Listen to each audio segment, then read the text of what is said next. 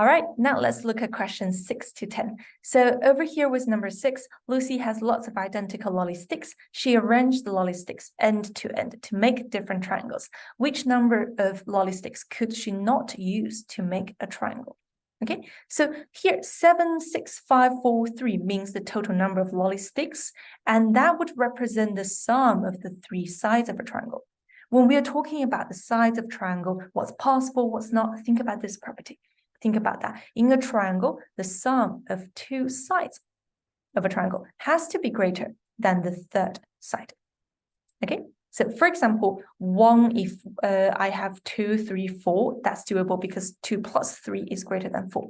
But if I have 2, 3 less than 10, it's not possible because 2 plus 3 is less than 10, and it's impossible for the 2 and 3 to meet and still form a triangle. Okay, so then our mission here is to kind of see if we can split the sum into 3 kind of parts so that these 3 kind of sides can satisfy the condition of constructing a triangle. So actually here, I would love to start with the smallest one, because with 3, it's pretty obvious that because we're not breaking down any lolly sticks, we can just break it down to 1, 1, 1. Each side is made up of 1 stick. Is that possible? Yes, for sure. If you have 3 identical sides, you can just do an equilateral triangle. And now if we move to 4, with a 4, if you split them into the sum of 3 numbers, and they have to be integers, the only possible choice is 1, 1, 2. But with 1, 1, 2, 1 plus 1 is equal to 2. It's not greater than 2. Therefore, it is impossible to form a triangle with 4 lollipops. So if you work backwards, you can find out the answer very soon, and that is D. But for A, B, C, let's still see if it's possible to split them into 3 numbers that can give us a triangle. So with 5, you can split them into 1, and then 2, and then 2. And then for 6, you can do it as 2, 2, 2. And 7, you can do it as 2, 2, 3. So it actually doesn't matter how you split them, as long as you can find one combination that can give you a triangle, then that means that's fine for that sum. But if that's the only one and it's impossible to do the triangle, then this is a wrong one. Okay, so that's question 6. Hope it makes sense. Now let's look at question number 7. Okay, so here in the triangle PQR, the length of the side PQ and PR are the same. So this is an isosceles triangle. And the point S lies on QR, so that QS, okay, QS is equal to PS. All right, so this is another isosceles triangle. And this RPS is 75 degrees. And we want to find out the size of QRP. Okay, so I really recommend everyone marking down the kind of relationship of the sides and angle when you're reading through it. Otherwise, it's very confusing. Right, so here, what we want is this angle. Of course, if we look at this triangle, if we can get this angle, we can get this angle. But we don't know it. But what we do know is that there are lots of kind of equal pairs of sides. So if we look at the smaller equilateral triangle, we know these 2 angles are equal. And if we look at the big one, we will know that these 2 angles are equal. So maybe since this angle is included in both kind of equal isosceles triangle, you can just set it as X. So if this one is X, what's this one? X as well. And what is this angle? X as well. Okay, so now all we need to do is to kind of solve for X. To solve for X, don't overcomplicate things. If you just look at this triangle, you will see that it's X, X plus 75 and X. So we know angles in a triangle add up to 180 degrees. So you can do X plus the top angle, X plus 75, and then the other angle. And they are 180. So for the X, if you combine the like terms, 3X, and then 75 is equal to 180, and then 3X is equal to 180. Subtract 75, which is 105. And then for your X, 105 divided by 3 will just give you 35 degrees. So A is the answer here. All right, that's number 7. Now let's look at number 8, a very interesting question. So here, William has 4 cards with different integers written on them. So 3 of those integers are 2, 3, 4. He puts one of the cards in each of the cell of the 2 times 2 grid shown. The sum of the 2 integers in the second row is 6. Okay, so that's saying that in the second row, these 2 numbers would have a sum of 6. And then the sum of the 2 integers in the second column these two numbers will have a sum of 10. Okay, and we wonder which number is on the card he places at the kind of top left cell. So that's his question. Don't be scared by how this question looks. Let's first think about it. So here you see 2, 3, 4. Can you find any two numbers that can give you a sum of 10? Impossible, right? So that means one of the number have to be the number that is the unknown. Okay, so let's say I have an unknown number. I know that will definitely fall into this or this square. And while for the bottom row, I have a kind of sum of 6. Can you make sum of 6 with the existing numbers? Yes, we can. We can do it with 2 and 4. Okay, so that will mean that the sum of 6 will come from 2 and 4. So you can actually just try to put 2, 4 or 4, 2 in this case, or you can take a safer approach of analyzing it like this. So we know that the unknown number will have to kind of appear on this side, right? So that means the numbers on the left kind of column will be the known numbers. So in a kind of more obvious sense, that means the number at the bottom left corner will be one of these numbers. So you can actually just try them out one by one. So you can start trying by putting 2 here. If 2 is over here as the sum of the bottom row is 6, so that means this number would be 4. If this number is 4, then this number will be 6. And if this number is 6, then this will be the kind of last number that we haven't used, which is 3. So it seems that everything works fine in this case. Let's leave it like that. Let's say this is doable. And now let's try 3. So if you put 3 here, you want the sum of 6. So you are going to have another 3 here, but as we said, they're different integers. If they are different, then this is not possible. And now let's try the last number. So here you have like 4, and if here's 4, then at the bottom right corner, it's going to be 2. And if this is 2, then at the top is going to be 8. And then over here, that has to be the last number, which is 3. So it seems that this is also doable. What we're looking for is a number on the top left kind of cell. And you can see that in these 2 cases that works. 3 are at the top left corner.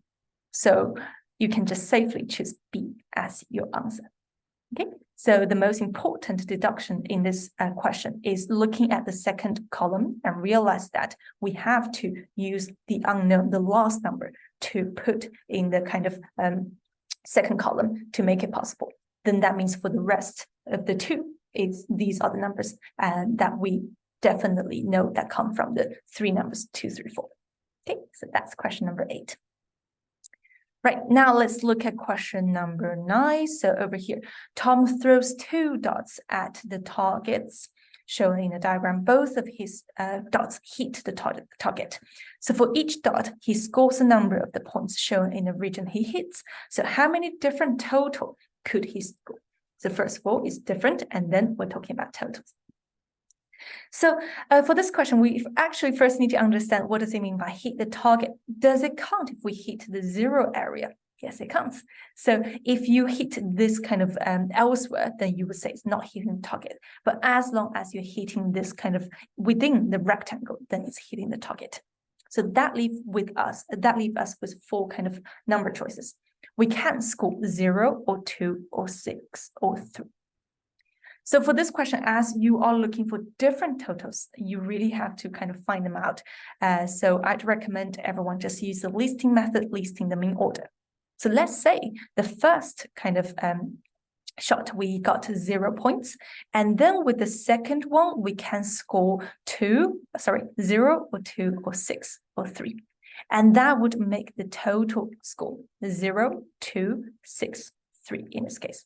And then you can just keep analyzing it. So you can start with 2, the first kind of score. And then for the second score, you can also have any of these 4 scores. That's going to give you 2, 4, 8, and then 5.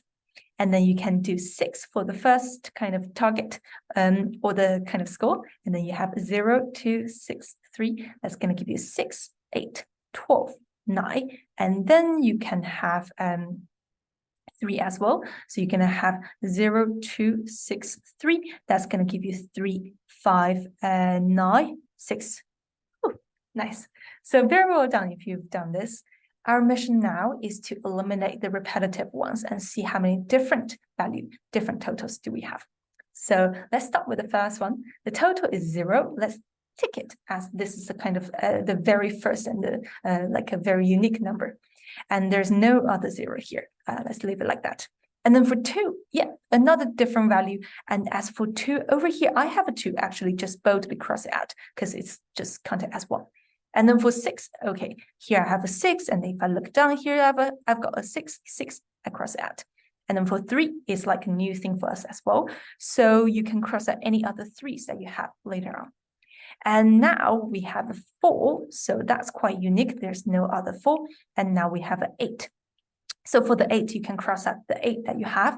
And then for 5, you do have no 5 previously, so you can cross out the other 5s that you have. And then we have like a 12, that's also quite new, quite unique as well. And then for 9, there are 2 9s, you can just count in one of them and cross out the other. So these are all the unique values that we have. So let's double check. Starting from the smallest one, 0, 2, 3, 4, 5, 6, 8, 9, 12. Very good. Okay, so let's count how many other 1, 2, 3, 4, 5. 1, 2, 3, 4, 5, 6, 7, 8, 9. So that's going to be 9 of them. Therefore, D is the answer. Okay, so that's question number 9. And now let's look at question number 10. This is a very interesting logical deduction question. So here, the diagram below shows 5 rectangles, each containing some of the letters P, R, I, S, M. So Harry wants to cross out letters so that each rectangle contains only one letter, and each rectangle contains a different letter. So which letter does he not cross out in rectangle 2? Okay, so in terms of only one letter, each rectangle containing a different letter, that means eventually we want our kind of rectangles to have P, R, I, S, M like this, but we don't know in what order. So let's try. So if you look at these ones, think about which one do you want to make a start? And of course, we want to start with number 4 because number 4 only has one letter. So that means number 4 has to be the one that contains S. Otherwise, you won't be using rectangle 4 at all. So that means S has to be the one in rectangle 4. So you can then cross out all the X's in other boxes, right? So after you cross out the S, you will see that some other kind of unique box pops out as well. That is rectangle number 1. So here, after we cross out S, P is here. That means P is the one for rectangle 1, and no other rectangles can have P in that case. So if P is the 1, you can cross out P in the other rectangles. And after you cross out P, you will notice that, okay, so in rectangle 3, we again have only one letter left. That means the I belongs to rectangle 3. That means it doesn't belong to any other rectangles. So cross them out. And after you cross out I, you will see that rectangle 2 will have only one letter left. That's R. So that means R is the one for rectangle 2. So that means you can cross out the R elsewhere. And then after you crossing everything out for the last one, you're just going to have like an M in it. So let's circle the letters left in the boxes. I've got P for the first one, R for the second one, I for the third one, S for the fourth one, and M for the fifth one. So which letter does he not cross out in rectangle 2? Then the answer would be R. Okay, actually this has been made very easy in terms of it's just prism in the same order as the letter. But anyway, so B is the answer. Hope it makes sense.